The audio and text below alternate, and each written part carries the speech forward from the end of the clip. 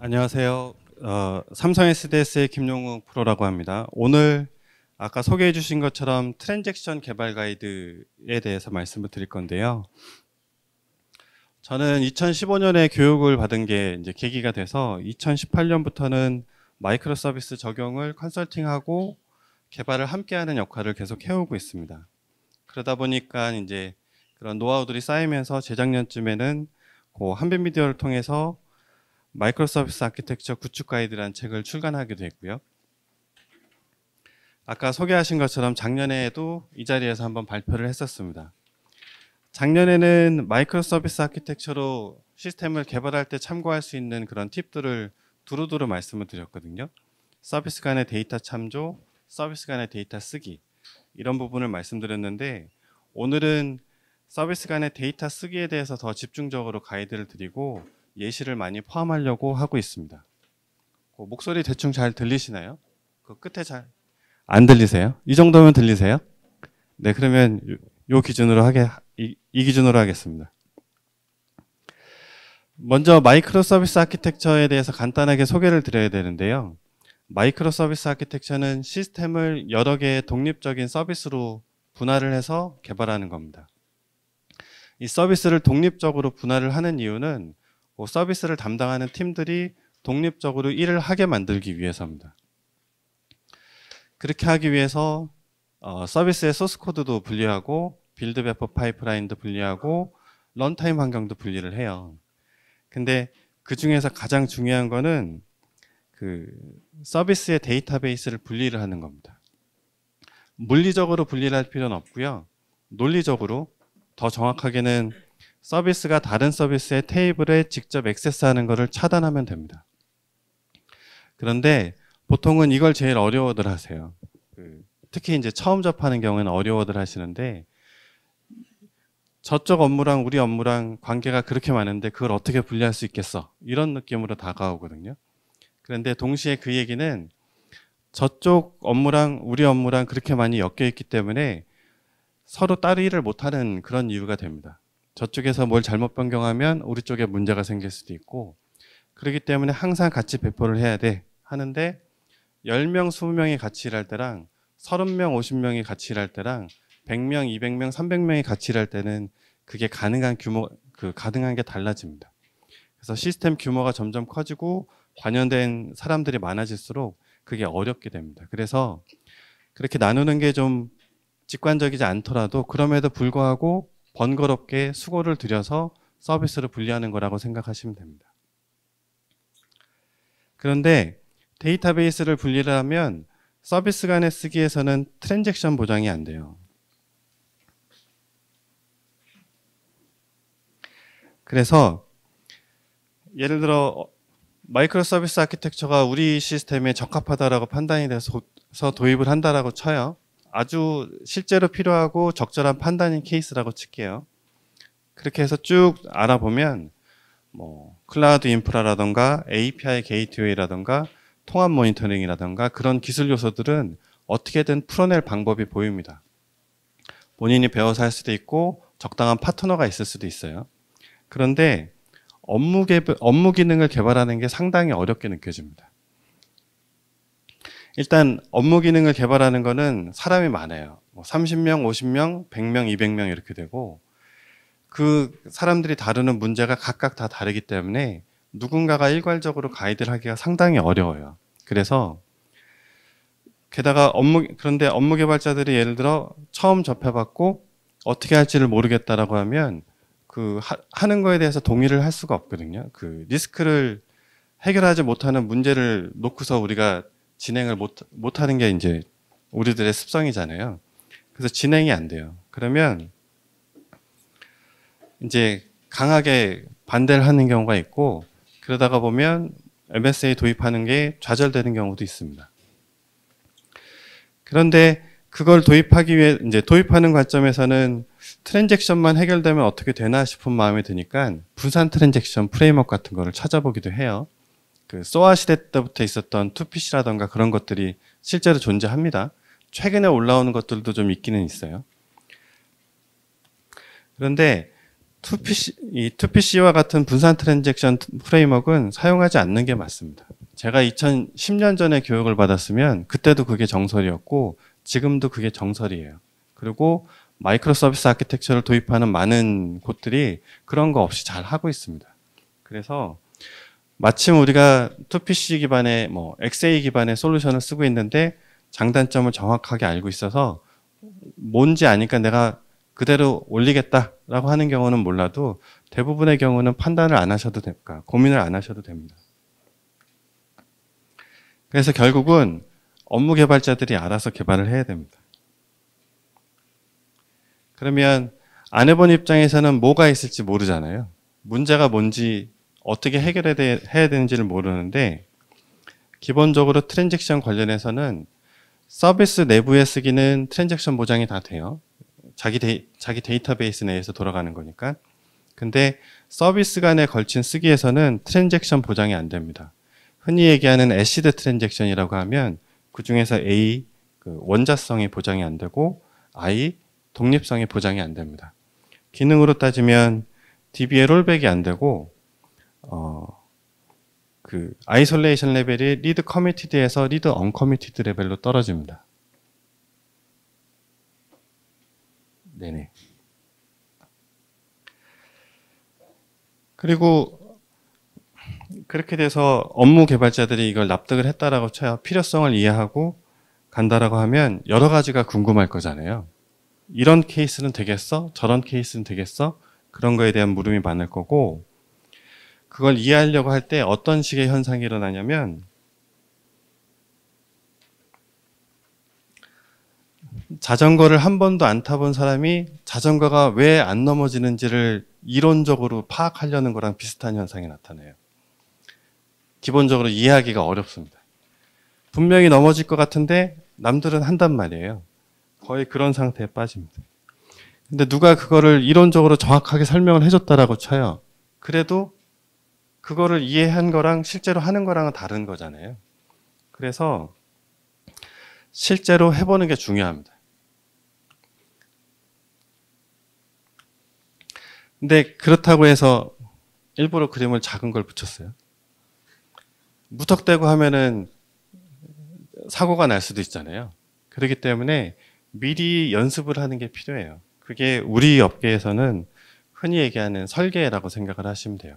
설계도 이제 다양한 관점이 있는데 정말로 산출물로 해서 노테이션 맞춰서 쫙 하는 그런 설계 말고 하이 레벨에서 시스템이 어떻게 동작하는지 러프하게 같이 한번 이야기하고 그림으로 정리하는 그 정도 수준의 설계를 하시면 됩니다.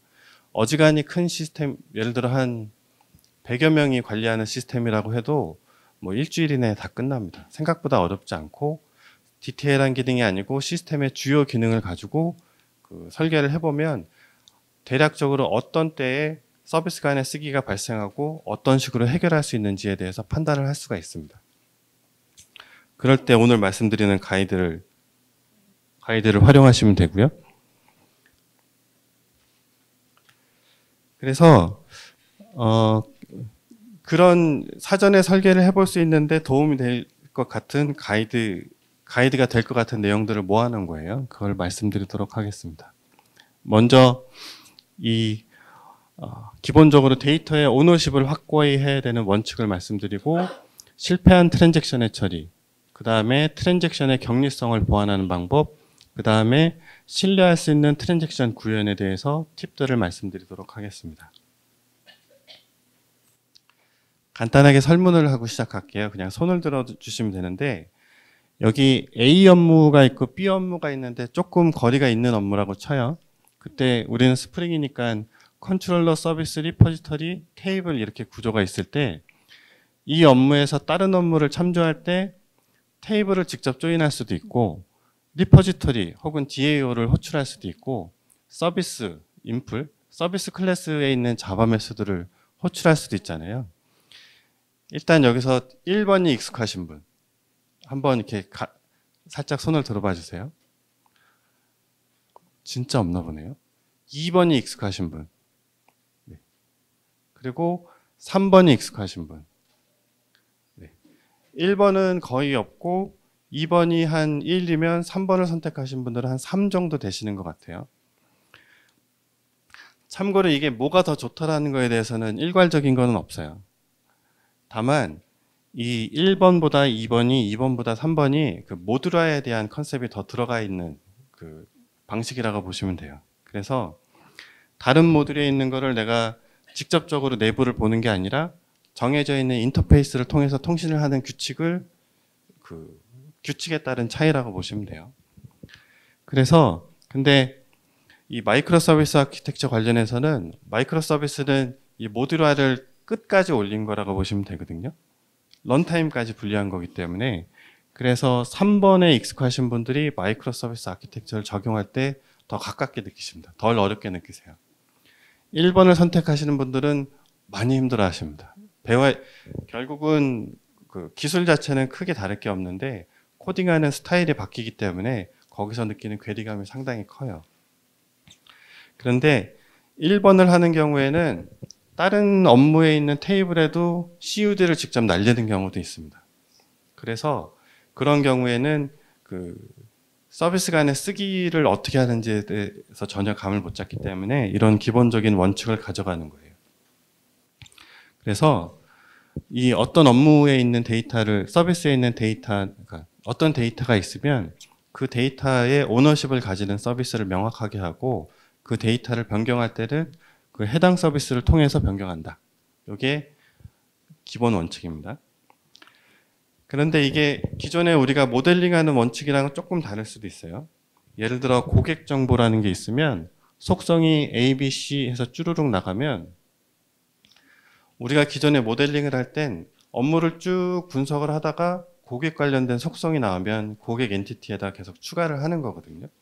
그러면 이 한 데이터베이스 내에 있으면은 그 엔티티 어떤 업무에서 접근을 하더라도 크게 비용이 차이가 없어요. 그래서 모아두는 게 간편한데 이게 서비스로 분리가 되면 네트워크를 통해서 조회를 해야 되고 그 데이터를 변경할 때는 이쪽과 이쪽을 같이 커밋을 해야 되니까 트랜잭션 관리가 복잡해지잖아요. 그래서 서비스로 나뉠 때는 어떤 속성이 특정 서비스에서 정의하고 그 서비스에서만 쓰이면 그 엔티티를 양쪽에 만들고 그 속성은 해당 서비스로 주는 게 좋습니다. 또 비슷하게 속성이 아니라 레코드 단위로 나뉠 수도 있어요. 예를 들어 콜센터 시스템이 있고 VOC 시스템이 있다라고 쳐요. 그래서 고객이 전화를 하면 상담을 하면서 그 통화 정보가 생기잖아요. 그러면 상담 내용이랑 그 통화 정보랑 같이 저장을 하거든요. 그 통화 정보라는 거는 어떻게 보면 하나의 엔티티지만 콜센터를 통해서 상담을 했을 때 통화 정보를 어떤 공통의 통화 정보 서비스에다가 놓고 그 다음에 VOC 통화를 했을 때 그 정보를 뭐 통화 서비스라는 데랑 두면 그 상담을 할 때마다 계속 트랜잭션이 일어나는 거잖아요. 굳이 그렇게 할 필요가 없는 경우가 있습니다. 그럴 때는 통화 정보를 콜센터 서비스도 가져가고 VOC 서비스도 가져가면 됩니다. 그래서 각자 자기의 데이터를 만들어 놓고 그걸 통합적으로 봐야 될 때는 그거의 복제본을 그게 필요한 쪽에서 끌어가서 합쳐놓고 뭘 하면 됩니다. 다음에는 실패한 트랜잭션의 처리를 하는 방법을 말씀을 드릴게요.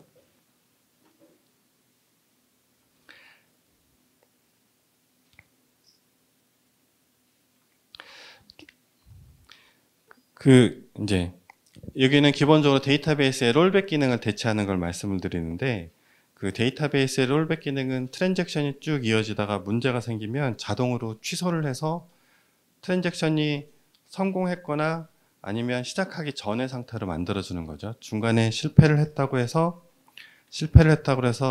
그 중간 상태로 남지 않게 정리를 해주는 기능이라고 보시면 됩니다. 그래서 예를 들어 이렇게 쭉 쓰기가 이어지고 있을 때 중간에 쓰기에 실패를 하면 데이터베이스가 알아서 앞에 썼던 B와 A를 취소를 해줍니다. 그래서 결국에는 아무것도 안 남아있는 상태로 되죠. 그런데 이렇게 쓸 때 중간에 다른 서비스의 REST API로 데이터를 쓰는 게 생겼다라고 쳐요. 그러면 이렇게 써서 실행을 하고 끝날 때쯤에 이 내부적으로는 커밋이 일어납니다. 그래서 여기는 데이터가 커밋이 되고 그 다음 트랜잭션이 진행이 되는 거죠. 그래서 여기서 C에서 에러가 나서 트랜잭션이 롤백이 돼도 이 B 서비스에 있는 데이터는 그대로 남아있게 됩니다. 그래서 요거를 삭제하기 위해서 추가적인 작업을 해줘야 돼요. 그래서 스프링에서는 트랜잭셔널 어노테이션만 잘 달아놓으면 어지간한 케이스는 다 알아서 해주니까 되게 편리한 기능인데 그거는 못 쓰게 되는 거죠. 그런데 이렇게 트랜잭션이 중간에 실패했을 때 데이터베이스 롤백 기능만 있는 건 아니에요. 여러 가지 방법이 있을 수가 있는데 일단 요거를 선택할 때 가장 먼저 보는 거는 트랜잭션이 실행되는 시간인 것 같아요. 이 트랜잭션 시간이 길어지면 예를 들어 5분, 10분 이렇게 늘어나면 한 트랜잭션으로 처리하기는 어려워지거든요. 이 롤백을 위한 데이터가 계속 DB에 쌓여야 되고 그 락이 계속 길어지기 때문에 다른 트랜잭션들이 처리가 늦어질 수도 있습니다. 그래서 트랜잭션이 길 때는 별도 어플리케이션에서 구현을 하고 트랜잭션이 짧을 때에 우리가 그 트랜잭셔널 어노테이션에 힘을 받는 거죠. 롤백이 대부분 쓰는 것 같아요. 다른 기능들도 있긴 있습니다.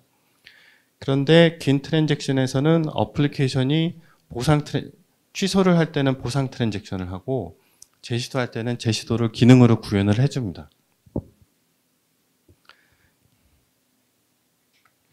그래서 서비스 간의 트랜잭션에서는 DB에 롤백 기능이 없으니까 이렇게 어플리케이션이 보상 트랜잭션과 재시도를 기능으로 구현을 해줘야 됩니다. API나 이벤트를 통해서 하겠죠.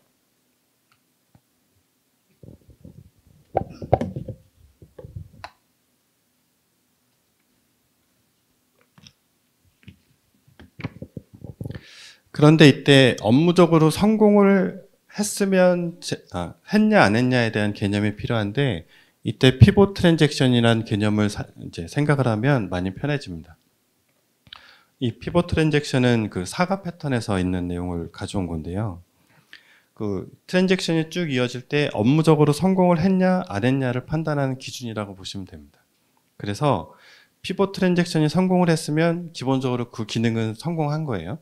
근데 피봇 트랜잭션이 종료되기 전에 실패를 하면 그 기능이 실패한 거라고 보시면 됩니다. 그래서 피봇 트랜잭션이 완료될 때까지는 사용자는 응답되게 하고 그리고 그 전에 실패하면 사용자가 실패했으니까 그 다음 조치를 하는 거죠. 그리고 피봇 트랜잭션 이후에는 이벤트를 가지고 재시도를 하게 구현을 하면 상당히 편합니다. API로 재시도는 위험할 수가 있기 때문에 이벤트를 해놓으면 자동으로 후 처리가 백그라운드로 처리가 되고 문제가 생기면 재시도 DLQ 같은 걸 써서 재시도를 할 수가 있습니다. 그리고 이거를 굳이 말씀드리는 이유가 이렇게 피봇 트랜잭션까지를 놓고 성공 실패를 구분을 하다가 보면 서비스 내에서 피봇 트랜잭션까지가 끝나는 경우가 상당히 많아요. 이게 우리가 서비스를 나눌 때 주요 업무 단위로 나누기 때문에 이 요청한 업무가 이 서비스가 주관하는 거다가 보면 피봇 트랜잭션까지 끊어야지 하면 그 서비스 내에서 완결되는 경우가 많습니다. 그러면 기본적으로 보상 트랜잭션 같은 게 아예 필요가 없어지기 때문에 전체적인 구현 난이도가 심플해지는 경우가 많습니다. 그래서 예시를 들어보면 교육 플랫폼 같은 게 있다라고 쳐요. 그러면 여기에서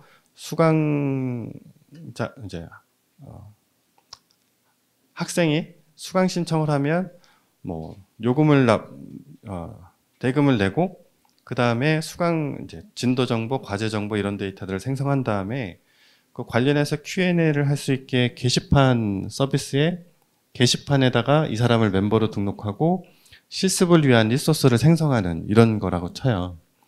모놀리식이라면은 이거를 한 트랜잭션으로 구현을 해도 큰 문제가 없을 수도 있을 것 같아요. 그런데 마이크로 서비스 아키텍처라고 치면 요 실습 서비스에서 실습 리소스를 만들다가 에러가 발생하면 여기서 커뮤니티 서비스에 멤버 등록한 게 커밋이 됐으니까 얘 멤버 등록을 취소하는 API를 쏴줘야 됩니다. 그리고 내부에서는 롤백으로 수강 신청 데이터를 취소해 주면 되죠.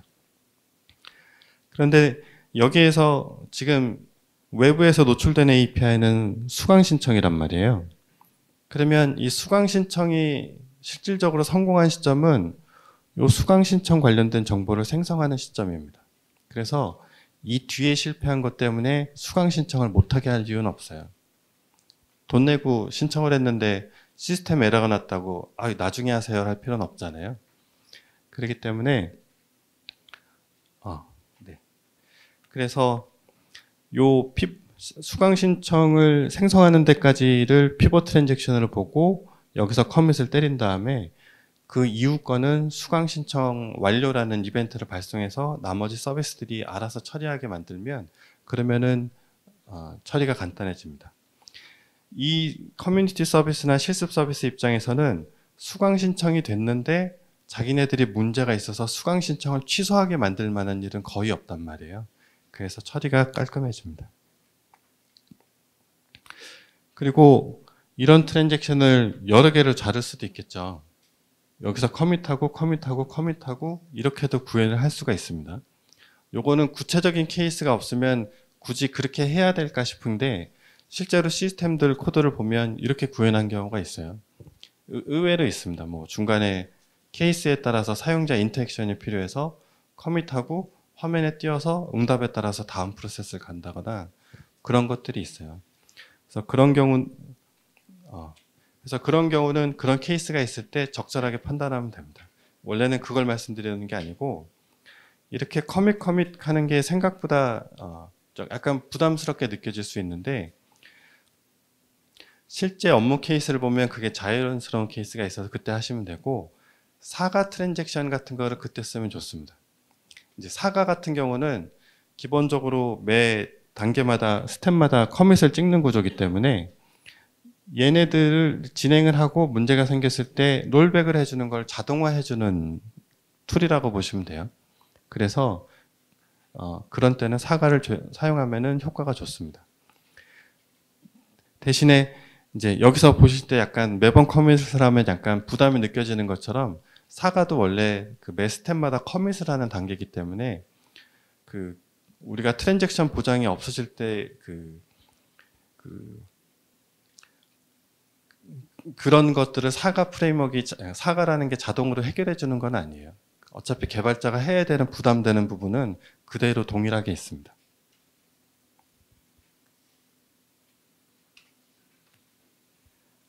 다음은 트랜잭션의 격리성을 보완하는 걸 말씀을 드릴게요.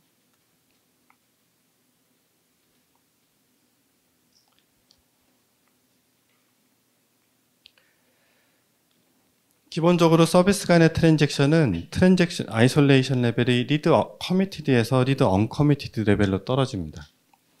그래서 우리가 일반적으로 쓰는 그 아이솔레이션 레벨은 리드 커미티드가 일반적이거든요. 그래서 얘가 보장 레벨이 내려가기 때문에 기존에 문제가 안 되던 이쪽 영역에서 문제가 발생할 수 있고 리드 커미티드 레벨에서 문제가 되던 때 select for update 같은 구문을 DB의 기능을 사용할 수 있었는데 그 부분을 사용할 수 없게 됩니다.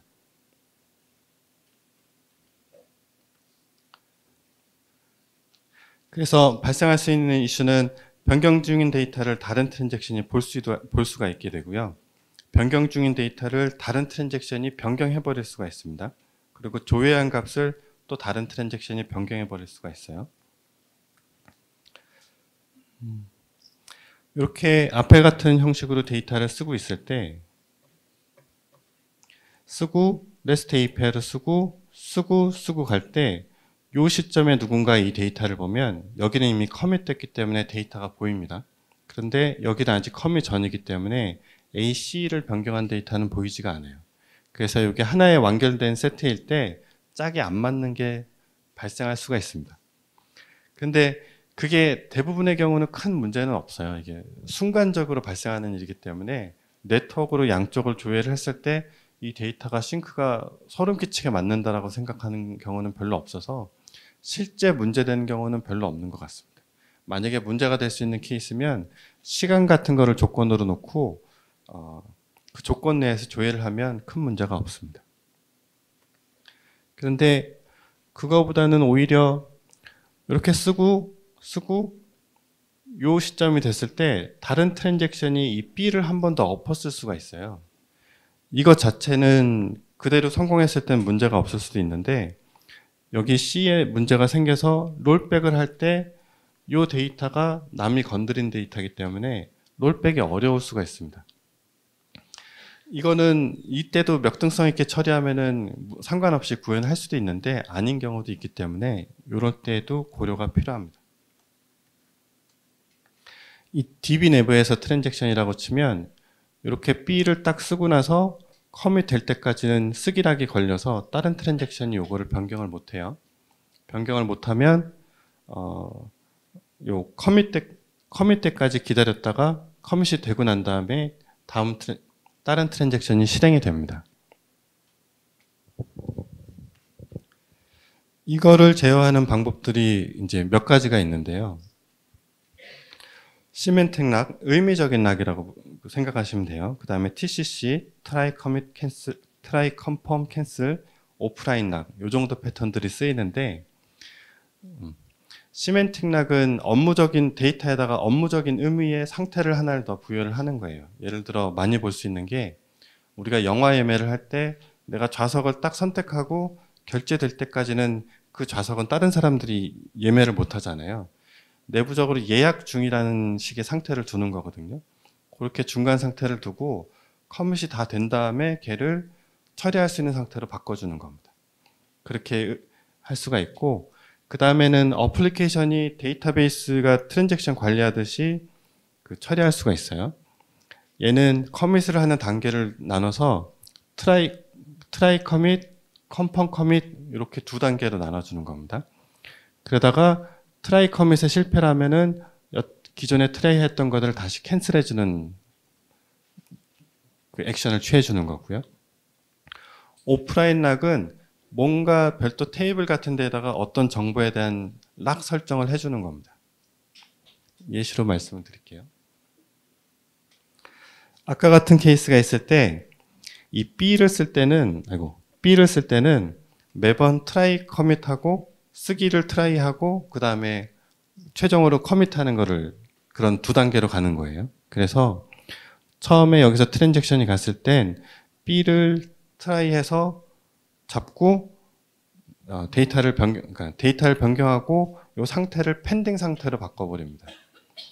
그러면 다른 트랜잭션 얘를 변경하려고 할 때 이미 펜딩된 상태이기 때문에 트라이해서 실패를 해버려요. 그러면 이 트랜잭션은 바로 실패가 떨어집니다. 그럼 나중에 다시 재시도를 하면서 하면 되겠죠. 그래서 요 데이터에 대해서 최종 커밋이 돼서 얘를 언락을 할 때까지는 다른 트랜잭션이 건드리지 못하게 하는 방식이에요. 다음에 요거는 select for update에 대한 내용인데요. 혹시 현재 select for update 쓰시는 분 있나요? 우리 시스템이나 내가 지금 하고 있는 거에 select for update를 쓰고 있다. 그러면 몇 분 계시고 select for update가 뭔지 정확하게 안다. 네. 쓰시는 분들은 당연히 알겠죠. 그러면 우리는 select for update를 못 쓰게 금지하고 있기 때문에 어플리케이션이 락 테이블을 따로 관리한다. 없네요. select for update는 되게 유용한 기능인데 그 락을 잡는 동안 다른 트랜잭션들이 블로킹 되는 특성이 있어서 그거를 못하게 하는 경우들도 있어요. 그래서 그 못하게 할 때는 어플리케이션에서 락 테이블을 가져가는데 기본적으로 MSA에서는 그 방법을 쓰는 겁니다.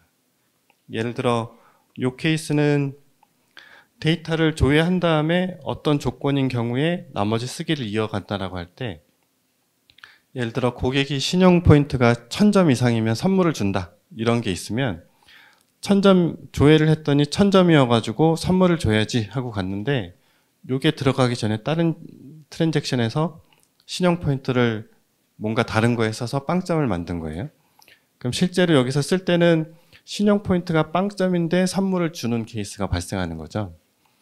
그래서 select for update를 치면 이렇게 select를 하는 순간에 요 읽은 데이터에 대해서 락을 잡습니다.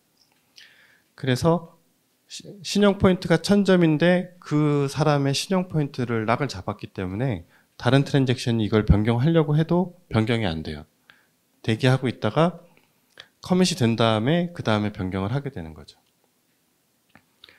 이걸 어플리케이션에서 구현할 때는 그 고객의 신용 포인트의 아이디 혹은 고객의 아이디를 가지고 락을 걸어 놓는 겁니다. 그냥 간단하게는 어떤 테이블에다가 그 아이디를 가지고 레코드를 등록하는 것만으로도 락이 잡히는 거예요. 락을 잡는 거예요.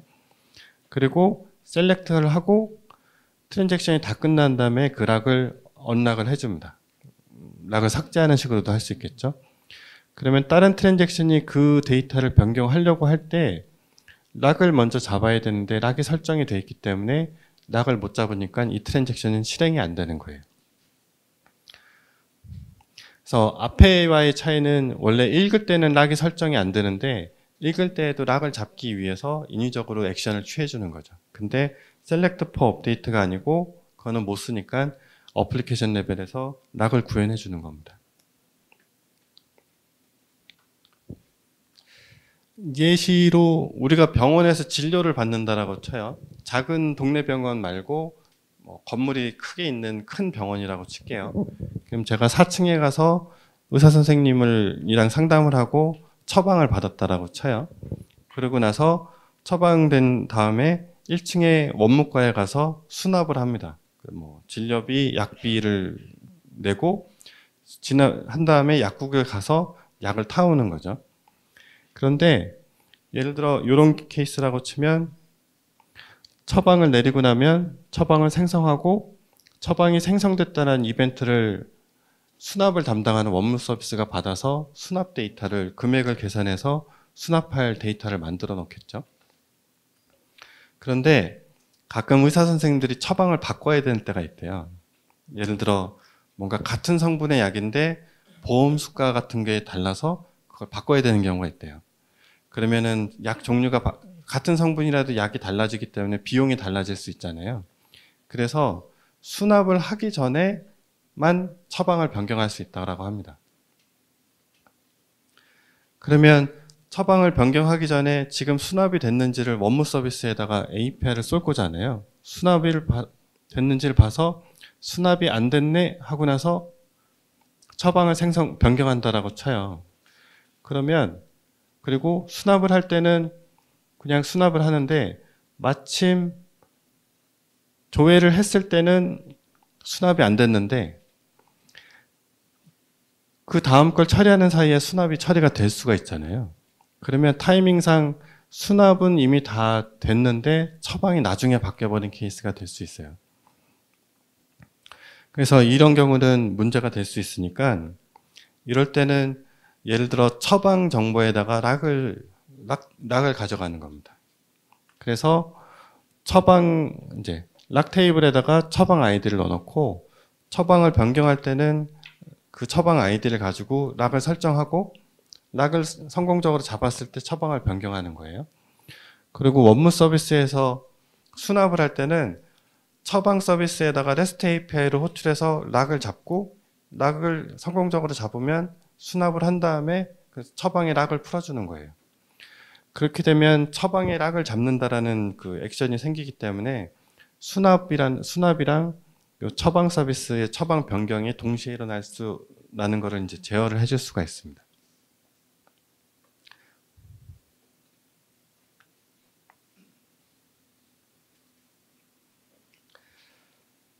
다음에는 네트워크로 데이터 쓰기를 할 때 문제가 생길 수 있는 부분들을 몇 가지를 말씀을 드릴게요.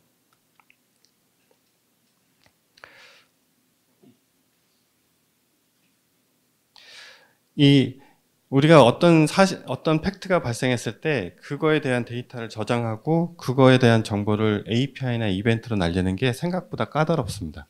그래서 예를 들어 처방이 생성이 돼서 처방이 생성됐다는 걸 이벤트로 날리고 처방 정보를 저장한다라고 치면 이벤트는 날아갔는데 처방 정보를 쓰다가 에러가 날 수도 있잖아요. 반대로 데이터를 생성한 다음에 이벤트를 날린다라고 치면 데이터는 생성이 됐는데 이벤트가 실패할 수가 있어요. 그럼 이벤트를 재발송을 안 해주면 그 짝이 안 맞게 남아버릴 수가 있습니다. 그래서 우리가 이벤트를 발송할 때는 트랜잭셔널 아웃박스 패턴을 많이 씁니다. 얘는 이벤트를 요청하는 정보를 그 데이터와 함께 한 트랜잭션으로 DB에다 저장을 하는 거예요. 그래서 생성한 데이터랑 그거에 대한 이벤트 발송 정보를 한 트랜잭션을 저장을 하면 요 정보가 그러니까 서로 안 맞는 가능성은 없으니까 요거는 그렇게 저장을 하고 별도의 프로세스나 스레드가 그거를 읽어서 전송하는 방식입니다. SMS 같은 거 기존에서 시스템에 보낼 때 직접 API를 안 쓰고 DB에다 저장을 하면 에이전트가 읽어서 SMS 발송하는 식으로 많이 구현하잖아요. 똑같은 이유로 그렇게 하는 거라고 보시면 됩니다. 그런데 이게 네트워크 통신이기 때문에 실패했다라고 생각을 했는데 실제로는 성공한 케이스가 있을 수 있습니다. 그래서 실패했다고 생각해서 다시 한번 반복을 하면 2번 실행하는 걸 수가 있고, 실패를 했기 때문에 내가 보상 트랜잭션을 할 필요가 없다라고 넘어가면 실제로는 성공한 건데 삭제를 안 했으니까 쓰레기 데이터가 남을 수가 있어요.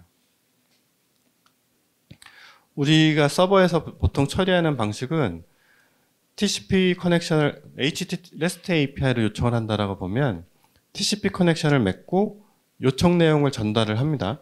그럼 서비스 내에서 어떤 스레드가 그걸 받아서 컨트롤러 서비스 리퍼지터리 순으로 코드를 실행하겠죠.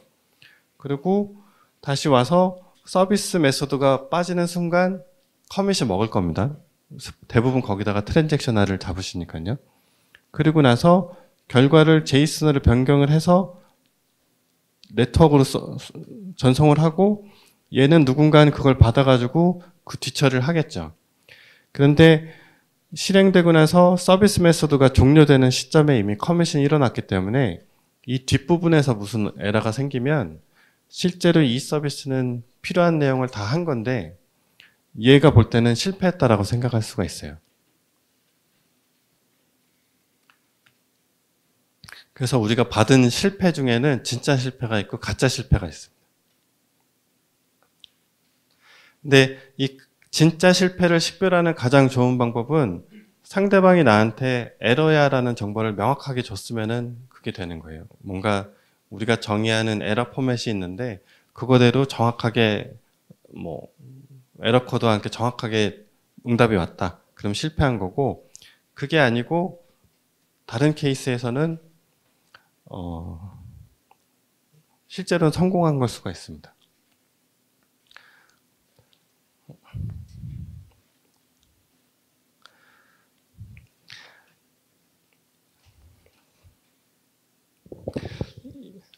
이제 서비스에서 서비스 간 통신을 할 때 레스트 템플릿으로 할 때 발생할 수 있는 익셉션들을 넣은 거거든요. 실제로는 이게 레벨이 다르기 때문에 받는 익셉션은 조금 달라요. 지금 시간상 퀴즈는 안 하고 제가 직접 말씀을 드릴게요. 이렇게 쭉 익셉션을 여러 개 받을 수 있으면 이 커넥션 익셉션 외에는 다 가짜 실패할 수가 있습니다. 이제 내가 커넥션을 못해서 실패를 했으면 아무것도 일어난 게 없는 거니까 진짜 실패인 거고, 나머지들은 내가 전송을 할 때 타임아웃이 발생할 수도 있고 그걸 받다가 타임아웃이 발생할 수도 있어서 그게 구분이 안 되면 가짜 실패일 가능성이 있다라고 생각하시면 돼요.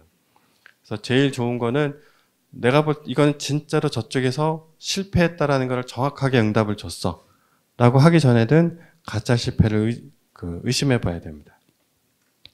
이 가짜 실패인 것 같은 경우에 복구하는 가장 좋은 방법은 직접 물어보는 거예요. 그 API를 조회를 하거나 데이터를 조회하거나 저쪽의 트랜잭션 목록을 받아서 비교를 해보는 겁니다. 그러면 되는데 그러면 번거롭잖아요.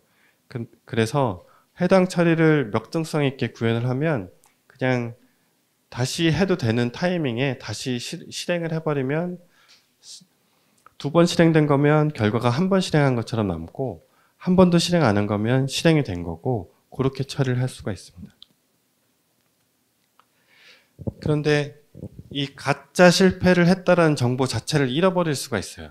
이 이벤트를 쏠 때는 트랜잭셔널 아웃박스 패턴이기 때문에 대부분 전송 내용을 저장한 다음에 전송을 하니까 내가 이걸 전송했다는 팩트를 까먹을 일이 없어요. 근데 REST API를 쏠 때는 내가 쏜 사실 자체를 까먹을 수가 있습니다. API를 쏘고 뭔가 트랜잭션 중에 API를 쐈는데 쏘고 나서 실패한 결과를 뭔가 처리하는 직전에 죽어버릴 수가 있단 말이에요. 뭐 트래픽이 많아서 서버가 지금 느려진 상태인데 쿠버네티스의 라이브니스 체크를 못 받았어요. 처리를 못해서 K8s가 바로 탁 죽였다라고 쳐요. 그러면 트랜잭션이 1초에 막 수백 개 돌아다니다가 어떤 한 트랜잭션은 그 데이터를 저장하지 못하고 죽을 수가 있어요. 그런 경우에는 유실이 발생할 수 있습니다. 그래서 그 데이터를 정확하게 처리하고 싶으면 API를 요청을 하기 전에 먼저 저장을 해놓고 API가 실행되고 나면 그 결과를 다시 업데이트하는 방식으로 처리를 해주셔야 돼요. 별도 테이블에 담아둘 수도 있고 원 데이터 자체에 그런 정보를 담을 컬럼이 있으면 거기다 기록을 하셔도 상관이 없습니다. 그래서 우리가 이커머스에서 주문을 하는 케이스라고 쳐요. 그러면 주문 내용을 검토하고 그 결제 대행사에다가 뭐 예를 들어 카드 결제 같은 거를 요청한 다음에 그 다음에 주문서를 생성하고 재고를 차감하고 쭉 가다가 에러가 발생할 수 있잖아요. 그럴 때는 요 앞에서 이미 카드 결제가 일어났기 때문에 결제 대행사에다가 결제 취소를 하는 요청을 해야 됩니다. 그런데 기본적으로 여기는 롤백을 한다고 그랬으니까 얘가 롤백이 되고 나면 주문을 했다라는 팩트 자체가 없어지는 거잖아요. 그래서 요 결제를 하는 데이터를 결제 취소를 내가 요청한다라는 거를 먼저 생성을 하고 다른 트랜잭션을 커밋을 해놔야 됩니다. 그리고 취소를 한 다음에 그 다음에 그 결과를 업데이트하는 거죠. 그러면 그 사이에 중간에 문제가 생겨서 업데이트하지 못했더라도 취소를 했다라는 액션 자체는 기록이 남아있기 때문에 나중에 비교를 해서 처리할 수 있는 거죠. 항상 필요한 건 아니고 예를 들어 어쨌든 상관없이 에러가 생긴 날은 저쪽에 있는 모든 목록을 받아와서 우리 로컬이랑 비교를 한다. 그렇게 해도 풀 수가 있어요. 그래서 케이스 바이 케이스로 생각을 하시면 됩니다. 역등성 있게 처리하는 부분이 있는데 시간이 조금 빨리 설명을 하도록 하겠습니다. 그 역등성 있게 처리하는 것 중에 한 이벤트나 요청이 여러 번 올 수가 있어요. 그럴 때는 그거에 대한 유니크 값을 가지고 식별을 하면 됩니다. 이벤트로 날라온다라고 치면 그 해당 데이터에 있는 유니크 값을 DB의 유니크 인덱스로 걸어서 인서트를 할 때 키가 듀 나서 익셉션이 떨어지면 걔를 무시하면 되고요. 때로는 사전에 먼저 쿼리를 해봐도 괜찮습니다. 그런데 같은 키를 가지고 이벤트가 여러 번 날라올 수가 있거든요. 예를 들어 사용자 정보를 업데이트하는데 업데이트하면 이벤트가 날아간다라고 쳐요. 항목이 이름, 휴대폰, 사무실이 있을 때 처음에는 휴대폰 번호가 변경이 됐고 그 다음에 사무실 번호랑 휴대폰 번호가 같이 변경이 돼서 현재 상태는 모든 전화번호가 두 번째 이벤트에 의해서 3333으로 끝난다라고 쳐요. 그런데 이벤트가 순서가 역전이 될 수가 있습니다. 우리가 아무리 잘 맞춰도 예를 들어 중간에 처리할 때 문제가 생겨서 그 이벤트가 DLQ로 빠졌다라고 쳐요. 에러를 보관하는 큐로 빠졌는데 담당자가 그 다음 날이 돼서 걔를 실행을 시키는 타이밍이 되면 근데 마침 그 전날 그 다음 이벤트가 처리가 돼서 이 사람이 재실행할 때는 이벤트 순서가 꼬이는 이런 게 발생할 수 있습니다. 이럴 때 이 순서대로 그대로 처리하면 휴대폰 번호가 나중에 변경된 게 돼서 데이터가 이제 이의가 깨어버리는 거죠. 이럴 때는 사람이 하나하나 비교를 해도 좋지만 역등성 있게 처리를 하려고 하면 이벤트에 버전 정보를 추가를 하고 매 이벤트마다 모든 필드를 동일하게 보내면 됩니다. 그러면 처리를 할 때 이벤트 순서가 변경이 됐을 때 로컬에 있는 데이터가 버전이 0이고 내가 이번에 받은 이벤트의 버전이 2이면은 어쨌든 크니까 그대로 처리를 하는 거예요. 그 다음에 두 번째 그 역전된 이벤트가 왔을 때 이 이벤트의 버전이 1인데 로컬에 있는 게 버전이 2면 그냥 얘는 무시하는 겁니다.